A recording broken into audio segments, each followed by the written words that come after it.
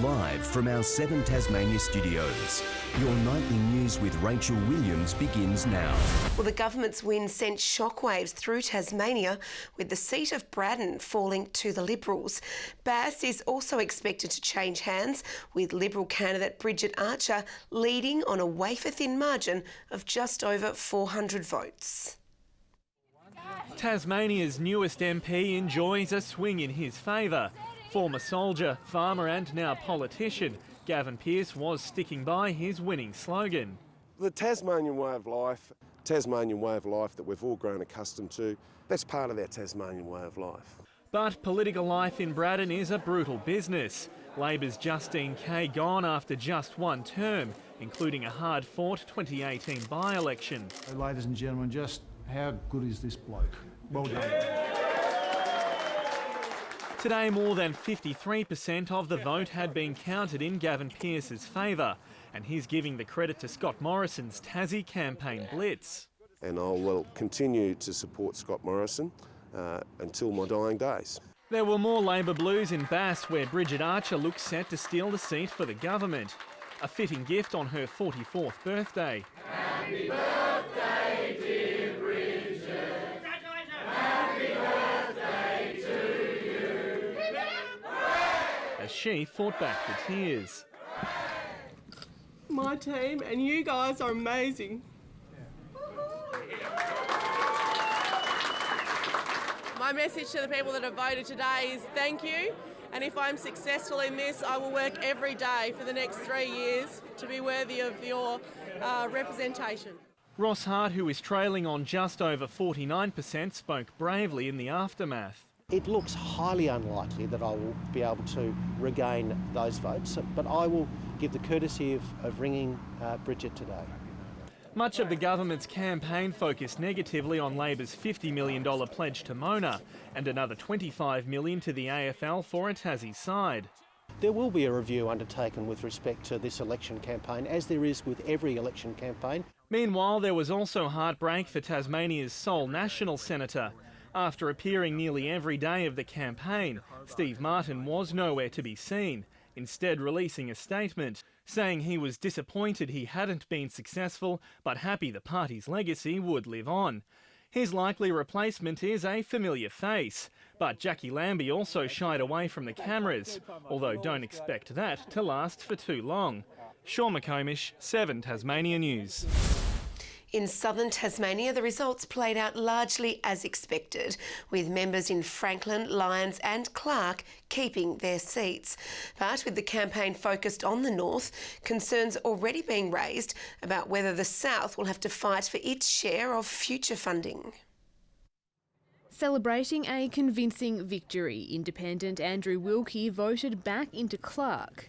Today, he's already ruled out doing any deals with the government to get it over the line. If the government should need my support on any issue, on any bill or motion, or the opposition might need my support in the chamber, I'll weigh it up and vote on its merits. Labor's Julie Collins kept her seat in Franklin, as did Brian Mitchell in Lyons. But both went into hiding today following the party's disastrous election result. This is a case where every poll through the campaign, and indeed through the last few years, has been showing Labor ahead, but then that actually hasn't happened on the day. Throughout the campaign, the Liberals openly focused on winning over North and Northwest voters with funding promises. Now they're in power, concern has already arisen that, in the wake of this funding blitz, the South could be forgotten for years to come. The fact that the south of the state is basically uncompetitive between the major parties is a bit of a problem for funding. But the Premier disagrees. Labor made a lot of promises, a lot more than the Coalition did, but the Coalition has significant commitments to our state, right across the state, that we will deliver over the next 3 years. Michelle Wisby, 7 Tasmania News. To the day's other news now, and police say a Ravenswood man who died in his mother's arms from a gunshot wound was the victim of an accident. Timothy Matthew Gardner was handling a homemade firearm when it discharged into his chest. The 29-year-old walked to his mother's home nearby where he died. Police are reminding the public that homemade firearms are illegal and highly dangerous. A report will be prepared for the coroner. A man will face court after an alleged armed robbery in Latana last night. At 6:30, a man walked into the United Petroleum station on the Brooker Highway and demanded money. A staff member activated an emergency alarm and the alleged offender fled the scene. Today, officers charged a 33-year-old Newtown man. Police are thanking the public for their assistance. In an Australian first, Tasmanian children older than 10 are now able to receive a flu vaccination from a pharmacist in a bid to take pressure off our hospitals as winter approaches. Previously, pharmacists could only deliver the vaccinations to people aged over 18. The change is part of the government's overdue winter demand management plan. Released today, it also includes additional hospital beds, a community rapid response service and better engagement with aged care homes. We just have seen flu come into the country earlier and be at higher levels. We expect flu to circulate all year, every year, but at the moment it's much higher than we would normally see. There's a certain amount of unpredictability, but we've made the best assessment of the way that we can support each other. We particularly want every Tasmanian over the age of 6 months to get their flu shot. Already this year, there's been more than 800 cases of the flu reported in Tasmania. It's the oldest fun run in Tasmania, and today thousands turned out keen to test their fitness in the 47th City to Casino. The record-breaking race saw the first 11-kilometre runner crossing the finish line in just over 32 minutes. Thousands of runners taking over the streets of Hobart. The City to Casino Fun Run attracting athletes and novices from across the state for the 47th year. We were down a little bit on numbers the last couple of years, but it's increased again, which is a very good sign. And particularly when you have a lot of young children in it. In a record-breaking time, the winner of the 11-kilometre event crossed the line in just 32 minutes and 3 seconds. The female winner not far behind, finishing in a time of 38 minutes 26 seconds. It feels really great to be, to win this race because it really means a lot to me, and it's like one of my goals to win because it's not easy. It's very hilly. I don't enjoy hills very much. I like a flat course, but at least it was a bit interesting, and it was a hard work just to get to the finish. Runners and walkers also taking part in a 7-kilometre race. And for the younger ones, a 2.7-kilometre event could perhaps be unearthing our sporting stars of the future. I managed to get ahead and stay ahead. It was quite a good race, and it's just amazing winning such a big race. Well, I want to make the Olympics for the 800 and 1500. Michelle Wisby, 7 Tasmania News. To the TSL in Glenorchy have held off a gutsy Demons outfit at North Hobart Oval, with the Pies stepping things up in the second half to record another convincing win for the season. Overnight, Kingborough were kept to just 3 goals for the whole match against a rampant North Launceston at UTAS Stadium, as the Bombers sent the Tigers home with their tails between their legs. Off the back of a strong showing against the reigning premiers, North Hobart applied the same level of pressure against the Pies, with Tom Reeves snapping one home in front of the sticks. But as they have done all season, the Pies found a way as Sam Rundle floated it through from long range. Josh Grant finding some space in the forward 50 before kicking true to see the visitors up by 2 majors at quarter time. But the D showed heart, with former AFL recruit Sam Darley leading by example. Aidan Grace's 2019 goal tally continuing to rise as the Pies took an 11-point lead at the long break. D's big man Cole Garland sinking the boot into Glenorchy's defence to keep the home side within striking distance, but the Pies' experience and class made all the difference in the final 2 quarters, with Callan Daly helping to put the finishing touches on the 45-point win. The final siren couldn't come quickly enough for the Tigers at UTAS Stadium overnight, with North Launceston dishing out a demoralising drubbing on their home deck. The Bombers firing up in the second quarter following a slow start on the scoreboard as Taylor Whitford provided some spark from right on the arc before back-to-back majors from Dakota Bannister saw the lead extended to a whopping 82 points. From there it was the Brad Cox Goodyear show, with the visitors unable to contain the Bombers skipper as he ran rampant to see the reigning premiers come away with a 113-point win. Rochalie recovering from a shaky start at home against Georgetown in the NTFA's Indigenous match overnight, with 4 goals from Caden Cox Goodyear helping the Tigers along in a dominant second half as the home side climbed up to 5th on the ladder with a 35-point win.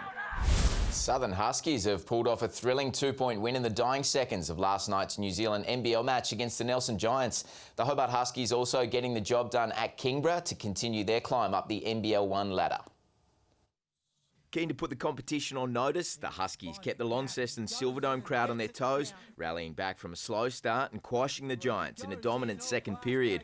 Imports Jalen Billups and Marcel Jones making their presence felt on both sides of the court and helping the Huskies along to a 5-point lead heading into what would prove a nail-biting final period. The visitors clawing back the margin to square things up with less than a minute left of play before they made their final push for victory. But with the Tassie faithful behind them, the Huskies denied them a winning bucket as Craig Moller threw up a Hail Mary with 2 seconds left on the clock. It didn't drop, but Jones was there to prove the hero, sealing the 2-point win with a buzzer beater. The Hobart Huskies making it 4 wins from 9 matches at the Kingborough Sports Centre overnight, with American sharpshooter Tad Duffelmeyer putting on 26 points against Albury Wodonga to help the home side come away with a much-needed 10-point win. The women's side's bad run of results continuing, with the Bandits leading at every change before coming away with a 13-point win. Meanwhile, the Tasmanian Magpies' hot run of form in the Australian Netball League came to an end in Hobart today, with the Southern Force getting their revenge following yesterday's loss, dishing the Tassie girls their first defeat of the season by 4 goals.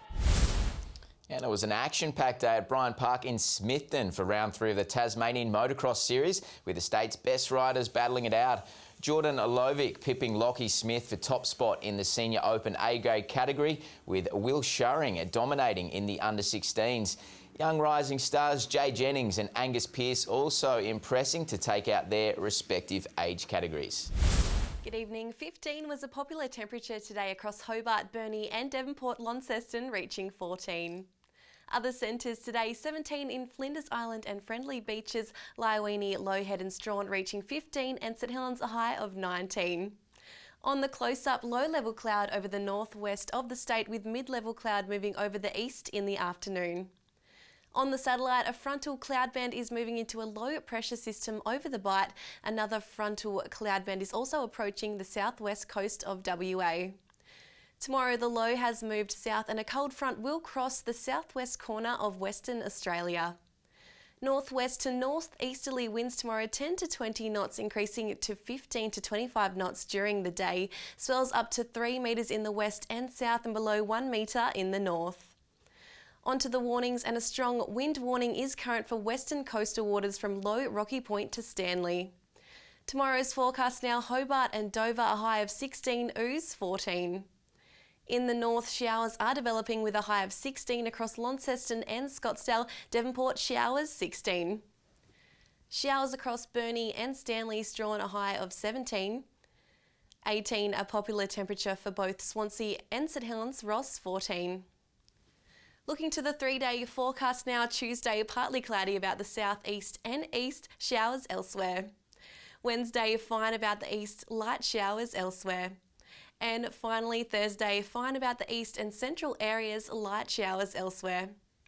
Capital cities Adelaide and Melbourne 20, Perth showers are easing, 24 in Brisbane and it's looking mostly sunny in Darwin and Broome. And on to current temperatures, Hobart clear 9, Launceston looking clear and Devonport mostly clear 9. That's all in weather tonight. Back to you, Rach. Well, that's all your news for now. Thanks for joining us. Have a great week. Good night.